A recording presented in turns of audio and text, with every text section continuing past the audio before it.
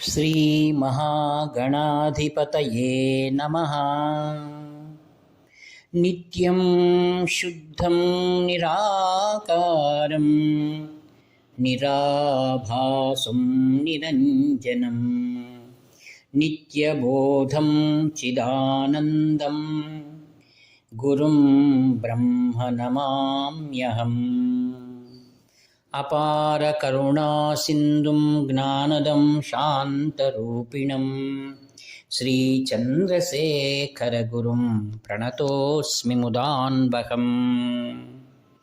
देवे देहे च देशे च भक्त्यारोग्यसुखप्रदं बुधपामरसंसेव्यं तं श्रीजयेन्द्रं नमाम्यहम्।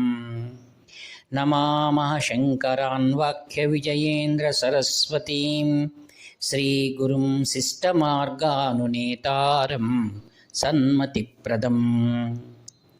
सर्वमङ्गलमाङ्गल्ये शिवे सर्वार्थसाधिके शरण्ये त्र्यम्बके देवी నారాయణి నమోస్తుతే. ఆత్మీయులైనటువంటి మిత్రులందరికీ కూడా శుభాభివందనాలు తెలియజేస్తూ మనమందరూ కూడా కాంచి పరమాచార్య స్వాముల వారి కృప వలన వారి అద్భుతమైనటువంటి లీలలను మనం చెవులారా విని మనం ఆనందిస్తూ ఉన్నాం. 1962 ఎలియాట్టంగుడి అనేటువంటి ఒక పుణ్యక్షేత్రంలో మహాపెరియవ అక్కడ చాతుర్మాస్యాన్ని ఆరంభించారు. ముఖ్య కారణం ఏమనగా మహాపెరియవ యొక్క పరమేష్ఠి గురు వారి అధిష్టానం అక్కడ ఉంది. అట్టి పుణ్యసీమలో మహాస్వాముల వారు లోక కళ్యాణార్థమై ఒక కార్యక్రమాన్ని చేపట్టారు. అది ఏమిటనగా, ఈ జగత్తులో దేవాలయాలు చాలా ప్రాముఖ్యమైనటువంటివి. పూర్వంలో అనేక వేల సంవత్సరాల నుండి భారతదేశంలో ఎన్నో పేరుగాంచినటువంటి దేవాలయాలను మనం దర్శిస్తూ ఉన్నాం. ఆ దేవాలయాన్ని నిర్మించినటువంటి వారు మహాశిల్పులు. మనం వారి యొక్క జ్ఞాపకాలు మనం చేసుకుంటూనే ఉంటాం. అమరశిల్పి జక్కన ఇలా. అయితే కాలం గడిచే కొద్దీ అట్టి శిల్ప కళలకు మరియు గ్రామీణ కళలు మరియు హరికథలు, బుర్రకథలు మరియు శ్రేష్టమైనటువంటి కావడి ఆట్టం అనేటువంటి కళలన్నీ కూడా మందగిస్తూ వస్తున్నాయి. మహాస్వాముల వారు అత్యంత పరమ పవిత్రమైనటువంటి ఈ శిల్పకారులకు అందరికీ కూడా మరి ఒక ఉత్తమమైన ఆదర్శంగా జగత్తుకు తెలియచేయాలనే ఉద్దేశంతో ఇట్టి చాతుర్మాస సందర్భంలో గొప్పదైనటువంటి ఒక సదస్సు ఏర్పాటు చేశారు. అది ఏదనగా అఖిల భారత వ్యాస భారత ఆగమ శిల్ప సదస్సు అని దాని నామకరణం చేశారు. మనం ఒకసారి శిల్పకళల గురించి మరియు మన గ్రామీణ ప్రాంతాల్లో ఉన్నటువంటి కళల గురించి మనం ఒకసారి జ్ఞాపకం చేసుకుందాం. మనందరికీ తెలుసు, ఆంధ్ర రాష్ట్రంలో తోలుబొమ్మలాట ఎంతో ప్రసిద్ధి చెందిందన్నమాట. దీన్ని చూసినప్పుడు మనకు అనిపిస్తుంది, నా చిన్నతనంలో నేను చూశాను, వెనకల ఒక సూత్రధారుడు ఉండి ఈ బొమ్మలను ఆడిస్తూ మహాభారతం, రామాయణం ఇటువంటివన్నిటిని ప్రదర్శిస్తూ చక్కగా కిళ్ళేకిత్తిరిగాడు అనేటువంటి హాస్యాలు కూడా చేయిస్తూ ప్రజలను సమ్మోహనపరిచి ఆదర్శవంతమైనటువంటి జీవనం ఎలా చేయాలని ఆ పురాణాల ద్వారా చాలా చక్కగా మనకు బోధపరిచేవారు. తెల్లవారులు కూడా ఆ బొమ్మలాటలు జరిగేటివి. తర్వాత మనకు ఈ యొక్క గుర్రపు ఆటలు అనేటివి మనం చూస్తున్నాం. దాంట్లో ఒక మనిషి ఒక గుర్రాన్ని మాదిరిగా ఒక తలపైన పెట్టుకొని బాగా నృత్యం చేస్తూ ఉంటాడు. ఇది మనకేమనిపిస్తుందంటే రుద్రంలో అశ్వేభ్యో అశ్వపతిభ్యశ్చవో నమో నమః అని. అంటే అశ్వము ఈశ్వరుడే, అశ్వపతి కూడా ఈశ్వరుడే అని దీని అర్థం. అనగా ఉపనిషత్తుల్లో సర్వస్వమైనటువంటి ఈశ్వర స్వరూపాన్ని మనకు ఈ యొక్క వృత్తాంతం మనకు తెలియజేస్తుంది. అలానే కాబడి ఆటం అనగా ఒక నృత్యగార్తి ఏం చేస్తుందంటే తన తలపైన నిండు కుండను పెట్టుకొని అభినయం చేస్తుంటుందన్నమాట. పక్కన ఉన్నటువంటి కళాకారులు తాళం మరియు వాద్యం మోగిస్తుండగా అభినయం చేస్తూ ఉంటుంది. ఆమె తలపైన ఉన్నటువంటి బిందెలో ఉన్న ఒక్క బిందువు కూడా నేలపైన పడకుండా అత్యంత జాగ్రత్తను వహిస్తుంది.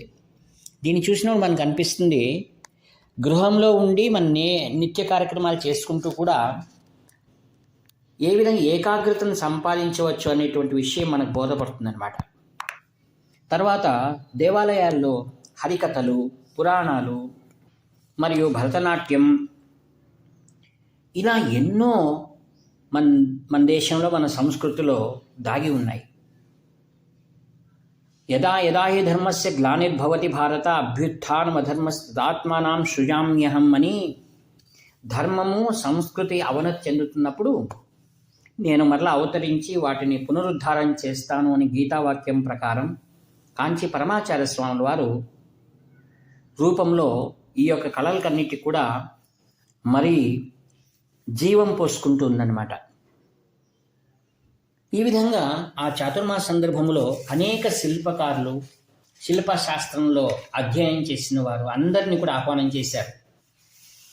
వారు వారి యోగ్యత తగినట్లుగా వారిలో ఉన్నటువంటి కళలను విభిన్న రీతుల్లో ఆ యొక్క ప్రదర్శన గావించిన తర్వాత వారికి తగినటువంటి ప్రోత్సాహ ధనం మరియు కాంచీ మఠం ద్వారా వారికి ఒక ప్రమాణ పత్రం కూడా ఇవ్వబడింది అన్నమాట. ఆ సందర్భంలో పూర్వకాలంలో ఏం చేసేవారు, మహారాజులు ఎన్నో మాన్యాలు ఇచ్చి ఈ కళలను పోషించేవారు అన్నమాట. ఈ విధంగా దేవాలయాల్లో ద్వారా మనం మన భారతీయ సంస్కృతి మన ఆధ్యాత్మిక వాతావరణాన్ని మనం చూడవచ్చు. ఒకసారి ఏం జరిగిందనగా విల్లు పాట పాడేటువంటి ఆయన ఆ సదస్సులో, ఆయన పేరు సుబ్రహ్మణ్య ఆరుముగమ్మని. ఆయన గొప్ప కళాకారుడు, స్వామివారికి మంచి భక్తుడు కూడా. ఆయన తన చేతిలో ఒక విల్లు లాంటిది పెట్టుకొని దాన్ని మోగిస్తూ మరియు పక్కన డమరకం మోగిస్తూ ఉండగా అనేకమైనటువంటి దైవీ సంబంధమైనటువంటి కథలను చాలా చక్కగా నృత్యం చేస్తూ పాడి వినిపించేవారు.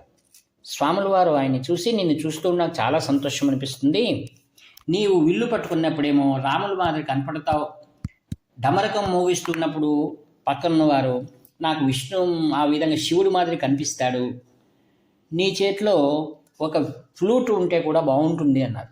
అక్కడ ఉండే ఒకరు, అది ఉత్తర హిందుస్థానం సంబంధించింది కదా స్వామి అన్నారు. అప్పుడు ఈయన కోపం వచ్చింది, స్వామివారి దగ్గర ఇలా చెప్పడం ఏంటి అని. అంటే మహాస్వాముల వారికి ఉత్తర దేశం దక్షిణ దేశం అలా దిక్కులు కానీ ఏవి ఉండవు. ఆయన సర్వేశ్వరుడు, సర్వత్రా శివమయమై గోచరిస్తూ ఉంటుంది. అప్పుడు అన్నాడు, స్వామి ఏం పర్వాలేదు, నేను ఆ యొక్క ఫ్లూట్ కూడా వాయిస్తాను అని నేర్చుకుంటానన్నాడు. అప్పుడు స్వామివారు ఏం కథలు చెప్తూ ఉంటావు నువ్వు అన్నారు. స్వామి నేను సుబ్రహ్మణ్య స్వామి కథలు చెప్తాను, మరియు అనేకమైన కథలు భగవాన్ విష్ణువి చెప్తూ ఉంటానన్నాడు. అప్పుడు స్వామివారు అన్నారు, తిరుప్పావై అనేటువంటి పాట నువ్వు పాడు బాగుంటుంది అన్నాడు. స్వామి అది వైష్ణవం కదా అన్నారు.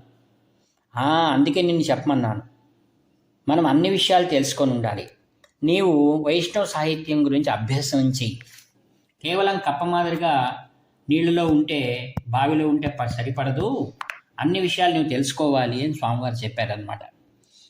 తప్పకుండా నేను పాడతానని ఆనాటి నుంచి ఆయన వైష్ణవ గ్రంథాలు అధ్యయనం చేశాడు. అంటే స్వాముల వారి దృష్టి ఏంటంటే ఎవరి కథల్లో చెప్పుకున్నా అందరిలో దాగి ఉన్నది భక్తి. భక్తి అనగా అందరినీ ప్రేమించడం అని చెప్పారు. శిల్పకళను ప్రచారం చేయాలనే ఉద్దేశంతో అక్కడ వచ్చినటువంటి వారందరినీ కూడా వారి వారి శిల్పకళలో ఉన్నటువంటి గొప్పతనాన్ని అంతటినీ కూడా ఆ సభలో చర్చించడం జరిగింది. మనకందరికీ తెలుసు గణపతి స్థపతి అని. మహాస్వాముల గొప్ప భక్తుడు ఈయన గురించి చెప్పుకోవాలంటే ఒకసారి తిరుమల తిరుపతి దేవస్థానంలో అంతరాళంలో ఉన్నటువంటి కొన్ని మార్పులు చేయాలనేటువంటి ఆ కమిటీ వాళ్ళు నిర్ణయం చేశారనమాట. అంటే భక్తులు వెళ్ళేటువంటి వారు మరీ బయటికి వచ్చి వెళ్ళాలంటే చాలా సమయం పడుతుంది, లక్షలాది సంఖ్య జనం స్వామి దర్శనానికి వస్తారు కదా. కొన్ని అంతరాళంలో అనగా ఆ యొక్క గర్భగుడి దగ్గర ఉన్నటువంటి కొద్దిగా అర్ధమంటపము అంటారు. ఆ అర్ధమంటపానికి కొన్ని మార్పులు చేసి అక్కడి నుంచినే ప్రజలను వెలుపలికి చేర్చేట్టు బాగుంటుంది అని అనుకున్నారట. అనుకుని నిర్ణయము తీసుకున్నారు. గణపతి స్థపతి గారు ఆంధ్ర రాష్ట్ర ప్రభుత్వానికి ఆయన శిల్పకళలలో మరియు వాస్తు సిద్ధాంతంలో ఆయన అడ్వైజర్, సలహాదారుడు ఆయన నియమించారు ప్రభుత్వం. అయితే వీళ్ళ నిర్ణయం తీసుకుని ఆయన్ని పిలిచి కమిటీ వారు మేము ఇలా నిర్ణయం తీసుకున్నాము అన్నారు. మంచిదేనా అన్నారు. వాళ్ళు నిర్ణయం తీసుకున్న తర్వాత మంచిదా కాదా అని చెప్పడము ఏం బాగుంటుంది. ఆ సభ నుండి బయటకు వచ్చేసాడు ఆయన. బయటకు వచ్చి మహాస్వాముల వారిని ప్రార్థించుకున్నాడు. కారణం ఏమిటనగా అక్కడ అర్ధమండపంలో ఏదైనా మార్పు చేర్పులు చేస్తే ఆ యొక్క తిరుమల దేవుడికి ఆ వెంకటాచలపతికి ఉన్నటువంటి ఆ సన్నిధానంలో ఉన్నటువంటి శక్తి కొరబడుతుందని శాస్త్రాలు చెప్తున్నాయి అన్నారు. అయితే వాళ్ళు వినిపించుకోలేదు. తర్వాత ఆయన నేరుగా తిరుపతి దగ్గర స్వాముల వారు కార్వేటి నగరంలో అప్పుడు క్యాంప్ చేసి ఉన్నారు. అక్కడికి వచ్చి స్వాముల వారు దీర్ఘదండ నమస్కారం చేశారు.